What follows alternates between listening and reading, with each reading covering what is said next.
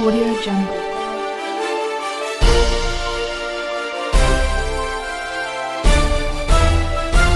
Audio Jungle. Appu ಆಸರೆ ನಿರಾಶ್ರಿತರಿಗಾಗಿ ಅನ್ನದಾಸೋಹ ಸೇವೆ ನಮ್ಮದು, ಸಹಾಯ ನಿಮ್ಮದು. ಎಸ್ ನಮಸ್ಕಾರ ವೀಕ್ಷಕರೇ, ಜನನಾಯಕ ಅಪ್ಪು ಟಿ ವಾಹಿನಿಯ ಸಮಸ್ತ ವೀಕ್ಷಕ ಬಂಧುಗೆ ಸ್ವಾಗತ. ನಾನು ಹೊಂದಿಸ್ವಾಮಿ. ಜೀವನವನ್ನು ರೈತಪರ ಹೋರಾಟಕ್ಕೆ, ಒಂದು ಬಡವರ ಕಷ್ಟಗಳಿಗೆ ಸ್ಪಂದನೆ ಮಾಡ್ತಕ್ಕಂಥ, ಬದುಕನ್ನು ಅರ್ಪಿಸ್ತಕ್ಕಂಥ ವ್ಯಕ್ತಿ ಇವತ್ತು ಕುರೆಕೊಪ್ಪ ನಿವಾಸಿ ಎನ್ ಸೋಮಪ್ಪ. ಯಾವತ್ತೂ ಕೂಡ ನಿಮ್ಮ ಹೃದಯದಲ್ಲಿದ್ದೀನಿ. ನಾನು ಕೂಡ ಮುಂದಿನ ದಿನಮಾನಗಳಲ್ಲಿ ನಿಮ್ಮ ಮನೆ ಬಾಗಿಲಿಗೆ ಬರ್ತೇನೆ.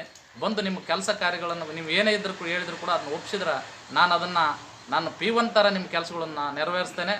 ಚುನಾವಣೆ ಸಂದರ್ಭದಲ್ಲಿ ಪ್ರತಿ ಗ್ರಾಮಗಳಿಗೆ, ಪ್ರತಿ ಮನೆಗೆ ಬರಿಗಾಲಲ್ಲಿ ಪಾದಯಾತ್ರೆ ಮಾಡಿ ಗೆದ್ದಿರ್ತಕ್ಕಂಥವ್ರು, ಜನರ ಮನಸ್ಸನ್ನು ಗೆದ್ದಿರ್ತಕ್ಕಂಥವ್ರು. ಇನ್ನೊಂದು ವಿಶೇಷ ರೀತಿಯಲ್ಲಿ ಕೂಡ ಇವತ್ತು ಅವರ ನಿವಾಸದಲ್ಲಿ ರೈತಪರ ಹೋರಾಟಗಾರರು ಹಾಗೆ ಬಡ ಕುಟುಂಬದ ಒಂದು ಛಲ ಇರ್ತಕ್ಕಂಥ ವ್ಯಕ್ತಿ ಕಲ್ಗುಡಿ ಅಪ್ಪ ಅವರು ಕೂಡ.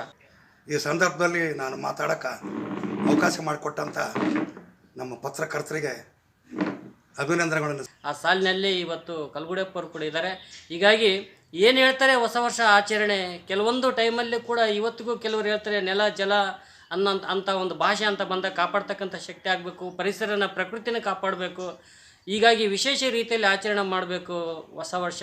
ಅದು ಬಿಟ್ಟು ದುಂದು ವೆಚ್ಚಕ್ಕೆ ಹೋಗಬಾರ್ದು ಅಂತಕ್ಕಂಥ ಕೆಲವೊಂದು ಬುದ್ಧಿಜೀವಿಗಳಲ್ಲಿ ಇವತ್ತು ಇವರ ಒಂದು ಸಂದರ್ಶನಕ್ಕೆ ನಾನು ಅನುವು ಮಾಡಿಕೊಟ್ಟಿದ್ದೀನಿ. ಮಾತಾಡಿಸ್ತಾ ಹೋಗ್ತೇನೆ ಕಲ್ಗುಡಿಯಪ್ಪ ಅವರು ಏನು ಹೇಳ್ತಾರೆ ಈ ಒಂದು ಹೊಸ ವರ್ಷ ಆಚರಣೆಗೆ. ನಮಸ್ಕಾರ.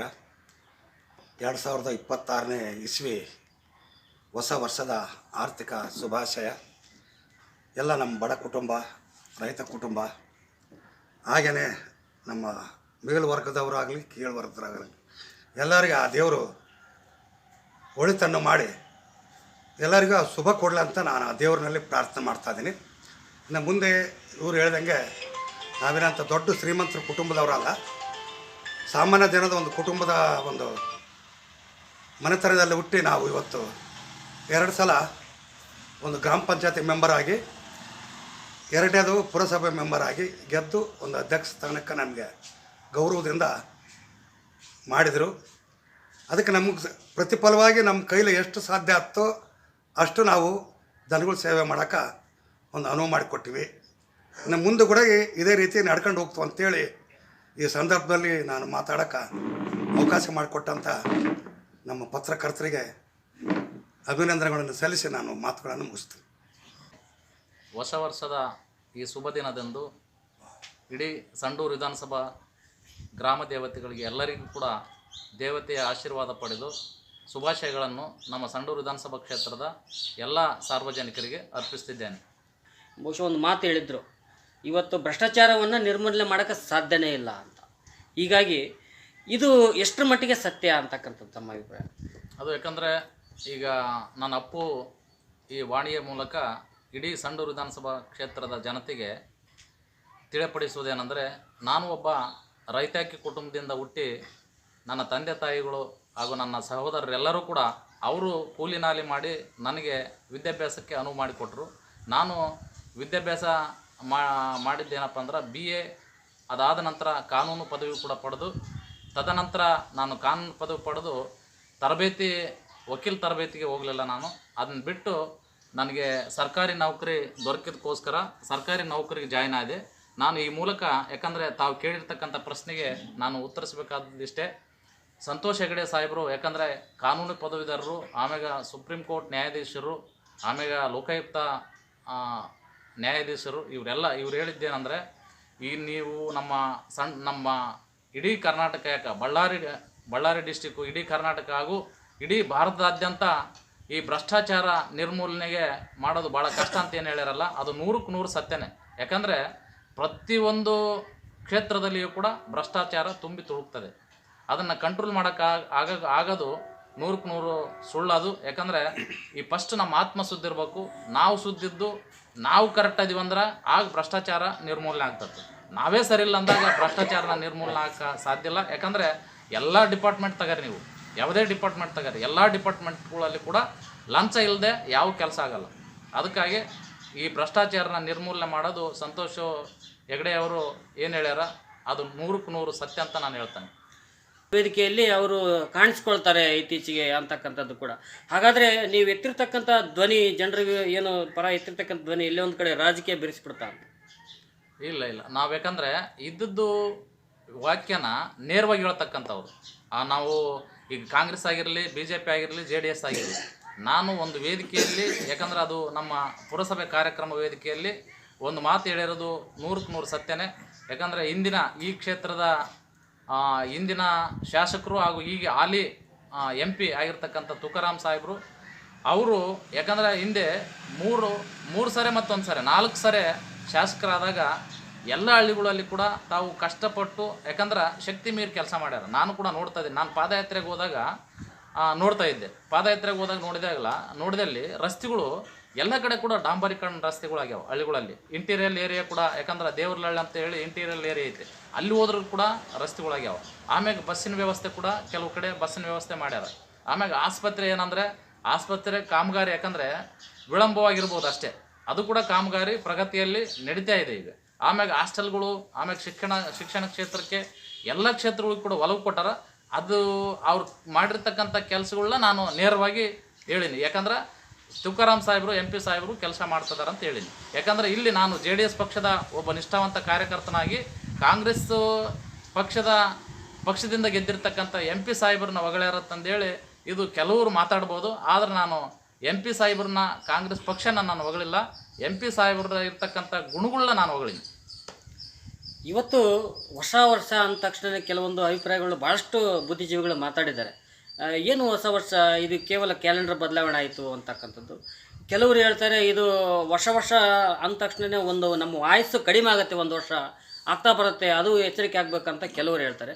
ಹಾಗಾದರೆ ಸೋಮವಾರ ವರ್ಷ ಆಚರಣೆ ಯಾವ ರೀತಿ ಇರುತ್ತೆ, ಏನು ಹೇಳ್ತೀರಾ ಸಂದೇಶದಲ್ಲಿ? ಈಗ ನನ್ನ ವೈಯಕ್ತಿಕವಾಗಿ ನಾನು ಹೇಳೋದಾದರೆ ಹೊಸ ವರ್ಷ ಅಂದ್ರೇನು, ಯಾಕಂದರೆ ಒಂದು ವರ್ಷಗಳು ನಮ್ಮ ಆಯುಷ್ಯ ಕಡಿಮೆ ಆಗೋದು 100ಕ್ಕೆ 100 ಶತಸಿದ್ಧನೇ.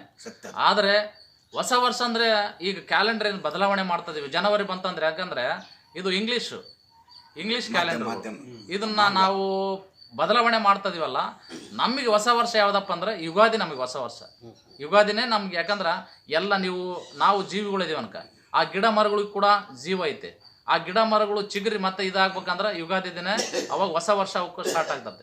ನಮಗೆ ಕೂಡ ನಮ್ಮ ತಾತ ಮುತ್ತಾತನ ಕಾಲದಿಂದ ಕೂಡ, ಯಾಕಂದ್ರೆ ಅವ್ರಿಗೆ ಕ್ಯಾಲೆಂಡರ್ ಅಂದ್ರೆ ಏನು ಗೊತ್ತಿಲ್ಲ. ಅವರೆಲ್ಲ ಕೂಲಿ ನಾಲಿ ಮಾಡ್ತಕ್ಕಂಥವ್ರೆಲ್ಲ ಇಡೀ ಇಂಡಿಯಾದಾದ್ಯಂತ ಎಲ್ಲ ಇರ್ತಕ್ಕಂಥವ್ರು ಮೊದಲು ಪೂರ್ವಿಕರು. ಅವ್ರಿಗೆಲ್ಲ ಹೊಸ ವರ್ಷ ಯಾವುದಂದ್ರೆ ಯುಗಾದಿ ಬಂದ ಮೇಲೆ ಮಾತ್ರ ಹೊಸ ವರ್ಷ ಅಂತಂದ್ರು. ಈಗ ನಾವು ಇತ್ತೀಚೆಗೆ ಎಲ್ಲರೂ ನಮ್ಮ ಬೆಳವಣಿಗೆ ಆಮೇಲೆ ಬದಲಾವಣೆ ಆದಂಗೆಲ್ಲ ನಾವು ಕ್ಯಾಲೆಂಡರ್ ಬದಲಾವಣೆ ಮಾಡಿ ಜನವರಿ ತಿಂಗಳಿಂದ ನಾವು ಹೊಸ ವರ್ಷ ಅಂತ ಹೇಳಿ ಸ್ಟಾರ್ಟ್ ಮಾಡ್ತೀವಿ. ಆದರೆ ಈ ಹೊಸ ವರ್ಷ ಈಗೇನು ಕೇಕ್ ಕಟ್ ಮಾಡುವುದ್ರ ಮುಖಾಂತರ, ಆಮ್ಯಾಗ ಕ್ಲಬ್ಬು, ಡ್ಯಾನ್ಸು, ಮುನ್ನೊಂದು ಮೋಜಿ ಮಸ್ತಿ ಮಾಡಿ ಲಕ್ಷಗಟ್ಟಲೆ ಜನ ದುಡ್ಡು ವ್ಯಯ ಮಾಡ್ತಾರೆ. ನಾನೇನು ಹೇಳ್ತಿದ್ದೇನೆ ಅಂದ್ರೆ ಅದು ಮಾಡೋದು 100ಕ್ಕೆ 100 ತಪ್ಪು. ಅದು ಮಾಡೋದ್ರಿಂದ ನಮಗೇನು ಹೊಸ ವರ್ಷ ಸಿಗಲ್ಲ. ನಮ್ಮ ಜೀವನದಲ್ಲಿ ಬದಲಾವಣೆ ಮಾಡ್ಕೊಂಡು ನಾವೇನಾದರೂ ಒಂದು ಹೆಲ್ಪ್ ಮಾಡಿದರೆ ಈ ಬಡವರು ಬಗ್ಗರಿಗೆ, ಅನಾಥಾಶ್ರಮಗಳಿಗೆ, ಆಮೇಲೆ ಬಡ ಮಕ್ಕಳಿಗೆ ಓದಕ್ಕೆ ಆಗ್ಲಾರ್ದ ಇರ್ತಕ್ಕಂಥ ಮಕ್ಕಳುಗಳು ಎಷ್ಟೋ ಜನ ಅದಾರ. ಆ ಮಕ್ಕಳುಗಳಿಗೆ ಇಲ್ಲಿ ಹೊಸ ವರ್ಷದಾಗ ಏನು ನೀವು ಮೋಜು ಮಸ್ತು ಮಾಡ್ತೀರಿ, ಅದೇ ದುಡ್ಡನ್ನು ಆ ಮಕ್ಕಳಿಗೆ ವ್ಯಯ ಮಾಡಿದರೆ ಆ ಮಕ್ಕಳು ಉನ್ನತ ಮಟ್ಟಕ್ಕೆ ಹೋಗಿ ದೊಡ್ಡ ಅಧಿಕಾರಿಗಳಾಗಿ, IAS IPS ಅಧಿಕಾರಿಗಳಾಗಿ ನಮ್ಮ ರಾಜ್ಯ ದೇಶ ನಡೆತಕ್ಕಂಥ ವ್ಯಕ್ತಿಗಳಾಗ್ತಾರೆ. ಅವ್ರ ಕಡೆಗೆ ಒತ್ತು ಕೊಟ್ಟರೆ ಒಳ್ಳೇದಂತ ಹೇಳ್ತಿದ್ದೀನಿ. ನನ್ನ ಕೈಲಾದಷ್ಟು ನಾನು ಕೂಡ ಹೆಲ್ಪ್ ಮಾಡ್ತಾ ಇದ್ದೀನಿ ಬಡವ್ರ ಮಕ್ಕಳುಗಳಿಗೆ. ಆಮೇಲೆ ಅನಾಥಾಶ್ರಮ ಕೂಡ ಹೆಲ್ಪ್ ಮಾಡ್ತಾ ಇದೀವಿ. ಈ ರೀತಿ ಎಲ್ಲರೂ ಕೂಡ ಅದನ್ನು ಅಳವಡಿಸ್ಕೊಂಡು ಹೋದರೆ ಅವಾಗ ಹೊಸ ವರ್ಷಕ್ಕೊಂದು ಕಳೆ ಬರ್ತದಂತಂದೇಳಿ ಈ ಮಾಧ್ಯಮದ ಮೂಲಕ ನಾನು ಸಂಡೂರು ವಿಧಾನಸಭಾ ಕ್ಷೇತ್ರದ ಎಲ್ಲ ಜನತೆಗೆ ನಾನು ಮನವಿ ಮಾಡ್ಕೊಳ್ತಿದ್ದೇನೆ. ಸಣ್ಣನಿದ್ದಲ್ಲಿ ನಮ್ಮ ಕುಟುಂಬ ಬಡ ಕುಟುಂಬ, ನಮ್ಮಪ್ಪ ಆಗಲಿ ನಮ್ಮ ಅಣ್ಣವ್ರು ಆಗಲಿ ಎಲ್ಲರೂ ಕೂಡ ಇನ್ನೊಂದು ಮನೆಯಲ್ಲಿ ಸಂಬಳ ಇದ್ದು ಕೂಲಿ ನಾಲಿ ಮಾಡಿ ನನ್ನ ಓದಿಸ್ಯಾರ. ಅದಕ್ಕಾಗಿ ನಾನು ನನ್ನ ತಂದೆ ತಾಯಿಗೆ ಎಷ್ಟು ಗೌರವ ಕೊಡ್ತೀನೋ ನನ್ನ ಅಣ್ಣಂದಿರು ಕೂಡ ನಾನು ಅಷ್ಟೇ ಗೌರವ ಕೊಡ್ತೀನಿ. ನನ್ನ ತಂದೆ ತಾಯಿ, ಯಾಕಂದ್ರೆ ನನ್ನ ತಂದೆ ತಾಯಿ ಇರೋವರಿಗೆ ನಾನು ಅವರಿಗೆ ಪಾದ ಪೂಜೆ ಮಾಡಿ ಅವ್ರನ್ನ ನನ್ನ ಮನದಲ್ಲಿ ನೆನೆಸ್ಕೊಂಡು, ನಾನು ಆ ನೌಕರಿ ಸಿಕ್ಕರು ಕೂಡ ನನ್ನ ತಂದೆ ತಾಯಿನ ಯಾವತ್ತೂ ಕೂಡ ನಾನು ಬಿಟ್ಟಿಲ್ಲ. ನನ್ನ ತಂದೆ ತಾಯಿನ ಬಿಟ್ಟು ಇನ್ನೊಂದು ದೇವ್ರು ನನಗಿಲ್ಲ ಅಂತಂದೇಳಿ ನಾನು ಹೃದಯದಲ್ಲಿ ಇಟ್ಕೊಂಡಿನಿ. ನನ್ನ ತಂದೆ ತೀರ್ಕೊಂಡ ಒಂದು 10-15 ವರ್ಷ ಮೇಲೆ ಮೊನ್ನೆ ತಾನೇ ಒಂದು 2 ವರ್ಷ 3 ವರ್ಷದಿಂದ ನನ್ನ ತಾಯಿ ತೀರ್ಕೊಂಡ್ಳು. ನನ್ನ ತಾಯಿ ಇದ್ದಾಗ ನನ್ನ ತಾಯಿನ ಪ್ರತಿದಿನ ಒಂದು ದಿನ ಕೂಡ ನಾನು ಮರೆಯದೆ ನನ್ನ ತಾಯಿಗೆ ನಮಸ್ಕಾರ ಮಾಡಿ, ನನ್ನ ತಾಯಿ ಯೋಗಕ್ಷೇಮ ಸಮಾಚಾರಗಳೆಲ್ಲ ವಿಚಾರ ಮಾಡ್ಕೊಂಡು, ನನ್ನ ತಾಯಿ ಊಟ ಮಾಡಿದ ಮೇಲೆ ನಾನು ಊಟ ಮಾಡಿ ನನ್ನ ಮನೆಯಿಂದ ಹೊರಗೆ ಹೋಗೋಣ. ಯಾಕಂದರೆ ನಾನು ಹಿಂಗೆ ಹೇಳ್ತಾ ಇಲ್ಲ, ನಾನು ಮಾಡಿರ್ತಕ್ಕಂಥ ವಿಷಯಗಳು ಹೇಳ್ತಿದ್ದೀನಿ ನನ್ನ ತಂದೆ ತಾಯಿ ಇರೋವರಿಗೆ. ಆಮೇಲೆ ನನ್ನ ತಂದೆ ತಾಯಿ ತೀರ್ಕೊಂಡ ಮೇಲೆ ನನ್ನ ತಂದೆ ತಾಯಿ ದೂರ ಆಗಬಾರ್ದು ಅಂತಂದೇಳಿ ನನ್ನ ತಂದೆ ತಾಯಿನ ನನ್ನ ಮನೆ ಹತ್ರನೇ ಇಲ್ಲೇ ಸಮಾಧಿ ಮಾಡ್ಕೊಂಡು ನನ್ನ ಕಣ್ಣೆದುರಿಗೆ ನಾನು ಬೆಳಕಾದ್ರೆ ನನ್ನ ತಂದೆ ತಾಯಿಗಳಿಗೆ ಹೋಗಿ ಪೂಜೆ ಮಾಡ್ತಿದ್ದೀನಿ. ನನ್ನ ಸಂಸ್ಕೃತಿ ಇದು. ಇದೇ ಸಂಸ್ಕೃತಿನ ನಮ್ಮ ಸಂಡೂರು ವಿಧಾನಸಭಾ ಕ್ಷೇತ್ರದ ಎಲ್ಲ ಯುವಕರು, ಯಾಕಂದರೆ ಯುವಕರನ್ನ ನಾನು ನೋಡ್ತಾ ಇದ್ದೀನಿ ಈ ವಿಷಯದಲ್ಲಿ ಹೇಳ್ಬೇಕಾಗ್ತ. ನಾನು ಸಂಡೂರು ವಿಧಾನಸಭಾ ಕ್ಷೇತ್ರದಲ್ಲಿ ತಂದೆ ತಾಯಿ, ಯಾಕಂದರೆ ತಂದೆ ತಾಯಿ ಇಲ್ಲಾಂದ್ರೆ ನಾವಿಲ್ಲ. ತಂದೆ ತಾಯಿ ಇವತ್ತು ಎಷ್ಟೋ ಜನ ಮಕ್ಕಳು ಅವರು ಮಾಡಿರ್ತಕ್ಕಂಥ ಆಸ್ತಿನ ಎಲ್ಲವೂ ಬೇಕು, ಆದರೆ ತಂದೆ ತಾಯಿನ ನೋಡ್ತಾ ಇಲ್ಲ. ತಂದೆ ತಾಯಿನ ದೂಕ್ತಿದ್ದಾರೆ, ಕೆಲವರು ಬಡಿತಿದ್ದಾರೆ, ಕೆಲವರು ಬೀದಿಗೆ ತಳ್ತಿದ್ದಾರೆ. ಏನು ಬರ್ತದೆ ನಡಿ ಅಂತ ಒಂದು ಹೊತ್ತಿನ ಊಟಕ್ಕೆ ಕೂಳಿ ಕೂಡ ಆಗ್ತಾ ಇಲ್ಲ ತಂದೆ ತಾಯಿ. ಇಂಥ ಜನ ಇದ್ದಾರೆ ಯುವಕರು ಕೆಲವರು. ದಯಮಾಡಿ ನಾನು ಅವ್ರಿಗೆ ಸಲಹೆ ಹೇಳ್ತೇನೆ, ದಯಮಾಡಿ ನೀವು ಯಾರು ಕೂಡ ನಿಮ್ಮ ತಂದೆ ತಾಯಿನ ನೀವು ಎಷ್ಟು ಓಪಣ್ಯ ಮಾಡ್ತೀರೋ, ನೀವು ವಯಸ್ಕರಾದ್ಮೇಲೆ, ನೀವು ಮುದಿಯರಾದ್ಮೇಲೆ ನಿಮ್ಮನ್ನು ಕೂಡ ನಿಮ್ಮ ಮಕ್ಕಳುಗಳು ಅಷ್ಟು ನೋಡ್ಕೊಂತಾರೆ. ಒಂದು ವೇಳೆ ನೀವು ನಿಮ್ಮ ತಂದೆ ತಾಯಿನ ನಾನು ದೂಷಣೆ ಮಾಡಿದ್ರೆ ನಿಮ್ಮ ಜೀವನದಾಗ ಕೂಡ ಅದು ಅನುಭವ ಬರ್ತದೆ ಅಂತಂದೇಳಿ ನಾನು ಈ ಮಾಧ್ಯಮದ ಮೂಲಕ ಯುವಕರಿಗೆ ಆದೇಶ ಮಾಡ್ತದೆ. ಅವ್ರ ಬಗ್ಗೆ ಹೇಳ್ಬೇಕಂದ್ರೆ ಅವರು ಒಂಥರ ನಾರ್ಮಲ್ ವ್ಯಕ್ತಿ ಅಂದರೆ ಸ್ವಾಭಾವಿಕವಾಗಿ ಅಷ್ಟು ಮಾತ್ರ ಹೇಳ್ಬೋದು. ಅಂಥ ಆಡಂಬರ ಇಂಥವೇನಿಲ್ಲ. ಅವರು ಏನಪ್ಪ ಅಂದರೆ ಎಲ್ಲರ ಜೊತೆ ಬೆರಿಬೇಕು, ಆಮೇಲೆ ಎಲ್ಲರನ್ನ ನಮ್ಮವರಂತ ಭಾವನೆ ಮಾಡ್ಕೊಂಡು ಕೆಲವೊಂದು ವಿಷಯದಾಗ ಒಳ್ಳೆಯ ಸ್ಪಷ್ಟವಾದ ಸಂದೇಶನೂ ನೀಡ್ತಾರೆ. ಇಷ್ಟು ಮಾತ್ರ ನಾನು ಹೇಳ್ಬೇಕು. ಸಂಡೂರು ಜನತೆಗೆ ಶುಭಾಶಯಗಳು. ಸಂಡೂರು ಜನತೆಗೆ ಹೊಸ ವರ್ಷದ ಶುಭಾಶಯಗಳು. ಈ ಅಪ್ಪು TV ಮಾಧ್ಯಮದ ಮುಖಾಂತರ ನನ್ನ ಸಂಡೂರು ವಿಧಾನಸಭಾ ಕ್ಷೇತ್ರದ ಎಲ್ಲ ಸಂಡೂರು ವಿಧಾನಸಭಾ ಕ್ಷೇತ್ರದ ಪ್ರತಿಯೊಂದು ಹಳ್ಳಿಯ ರೈತ ಬಾಂಧವರಿಗೆ ಹಾಗೂ ಯುವಕರಿಗೆ ಹಾಗೂ ಅದರಲ್ಲಿ ನಿರುದ್ಯೋಗಿ ಯುವಕರಿಗೆ ಹಾಗೂ ನನ್ನ ತಾಯಂದಿರಿಗೆ, ಮಹಿಳೆಯರಿಗೆ ನಾನು ತಮ್ಮೆಲ್ಲರಲ್ಲಿ ಕೂಡ ತಮಗೆ ಮತ್ತೊಮ್ಮೆ ಕೊನೆಯದಾಗಿ ಕೈ ಮುಗಿದು ತಮಗೆ ನಾನು ಈ ಹೊಸ ವರ್ಷದ ಶುಭಾಶಯಗಳನ್ನು ತಮಗೆ ಅರ್ಪಿಸ್ತಿದ್ದೇನೆ. ನಾನು ಕೂಡ ಯಾಕಂದರೆ ಈಗ ಸದ್ಯ ನಾನು ಮನೆಯಲ್ಲಿದ್ದೀನಿ, ತಮಗೆಲ್ಲರಿಗೂ ಗೊತ್ತಿರ್ತಕ್ಕಂಥ ವಿಷಯ. ನಾನು ಯಾವತ್ತೂ ಕೂಡ ನಿಮ್ಮ ಹೃದಯದಲ್ಲಿದ್ದೀನಿ. ನಾನು ಕೂಡ ಮುಂದಿನ ದಿನಮಾನಗಳಲ್ಲಿ ನಿಮ್ಮ ಮನೆ ಬಾಗಿಲಿಗೆ ಬರ್ತೇನೆ. ಬಂದು ನಿಮ್ಮ ಕೆಲಸ ಕಾರ್ಯಗಳನ್ನು ನೀವು ಏನೇ ಇದ್ದರೂ ಕೂಡ ಹೇಳಿದ್ರು ಕೂಡ ಅದನ್ನು ಒಪ್ಪಿಸಿದ್ರೆ ನಾನು P1 ಥರ ನಿಮ್ಮ ಕೆಲಸಗಳನ್ನು ನೆರವೇರಿಸ್ತೇನೆ. ದಯಮಾಡಿ ಹೊಸ ವರ್ಷದ ಶುಭಾಶಯಗಳನ್ನು ಮತ್ತೊಮ್ಮೆ ನನ್ನ ನಿರುದ್ಯೋಗಿ ಯುವಕರಿಗೆ, ಕಾರ್ಮಿಕರಿಗೆ, ರೈತ ಬಾಂಧವರಿಗೆ, ಮಹಿಳೆಯರಿಗೆ ಎಲ್ಲರಿಗೂ ಕೂಡ ಅರ್ಪಿಸ್ತಾ ತಮ್ಮೆಲ್ಲರಿಗೂ ಹೊಸ ವರ್ಷದ ಶುಭಾಶಯಗಳನ್ನು ಅರ್ಪಿಸ್ತಿದ್ದೇನೆ.